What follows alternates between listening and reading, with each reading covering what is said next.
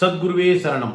திருமணத்தில் விருப்பம் இல்லாத ஜாதகர்கள் முன்னால் பார்த்தோம் அப்படின்னாக்கா ஒரு 500 பேர் 1000 பேருக்கு ஒருத்தவங்க தான் திருமணத்தில் விருப்பம் இல்லாமல் அதில் ரொம்ப இன்ட்ரெஸ்ட் இல்லாமல் அப்படியே விட்டுருவாங்க. காலம் பூரா திருமணமே செய்யாமல் இருப்பாங்க. அந்த சதவீதம் இப்போது நிறைய ஆயிடுச்சு. 100 பேருக்கு 5 பேருங்கிற அளவுக்கு சதவீதம் அதிகமாச்சு. நிறைய பேர், அதாவது அவர்களுக்கு சில கடமைகள் இருக்கும். அதாவது அக்காவை கல்யாணம் பண்ணணும், தங்கச்சியை கல்யாணம் பண்ணணும், இவர் வேலையில் நல்ல ப்ரொமோஷன் ஆகணும், நல்ல சம்பளம் வாங்கணும், அதன் பிறகு நம்ம திருமணம் பண்ணணும் அப்படின்னு இவங்க காத்துக்கிட்டு இருக்காங்க. அப்போ என்ன ஆகும் அப்படின்னாக்கா, இவர்களுக்கு திருமணம் தள்ளி போய்கிட்டே இருக்கும். கிட்டத்தட்ட எல்லா கடமைகளையும் முடித்து இவங்க ஓரளவுக்கு நல்ல நிலைமையில் வந்து அவங்க பார்க்கும்பொழுது கிட்டத்தட்ட 40 வயது ஆயிடுது.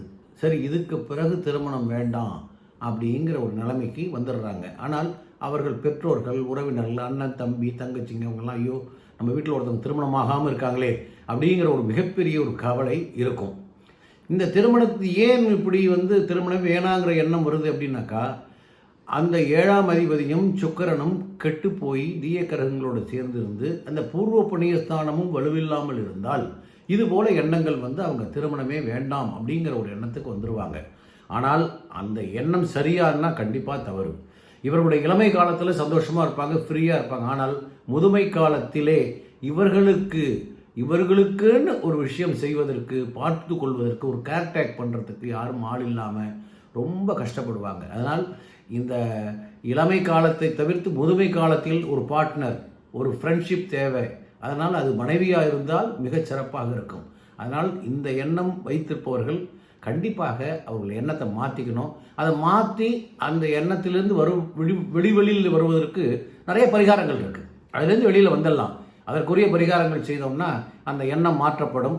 அதிலிருந்து மாறி அவர்கள் திருமணம் செய்து கொள்வது மிகவும் சிறப்பு. ஏனென்றால் திருமணம் பந்தம் என்பது ஒரு மனைவி வந்தால் தான் அவருடைய வாழ்க்கை சிறக்கும். நல்ல விஷயங்கள் எடுத்து சொல்லவும், நல்ல ஒரு பார்ட்னராக இருந்து நல்ல உணவு சமைச்சு கொடுக்கவும், எல்லா வகையிலும் உறுதுணையாக இருப்பது ஒரு மனைவி என்கின்ற அந்த ஒரு ஸ்தானம் தான். அதை யாரும் இழக்கக்கூடாது. முடிந்த வரை திருமணம் செய்து கொண்டு திருமண வாழ்க்கையிலே குடும்பஸ்தனாக வாழ்கிறது தான் மிகச்சிறந்த ஒரு வழி. அதனால் யோசித்து பாருங்கள். உங்கள் உறவினர்களோ உங்கள் வீட்டில் யாரோ அப்படி இருந்தாங்கன்னா எனக்கு தொலைபேசியில் கான்டாக்ட் பண்ணுங்கள். அதற்குரிய பரிகாரங்கள் செய்து அவர்களுக்கு அந்த திருமணத்தை நடத்தி அவங்க வாழ்க்கையிலும் ஒரு நல்ல சந்தோஷத்தை ஏற்படுத்துவது நம்மளுடைய கடமை. சரிங்களா? திருமணம் என்பது அற்புதமான ஒரு விஷயம்.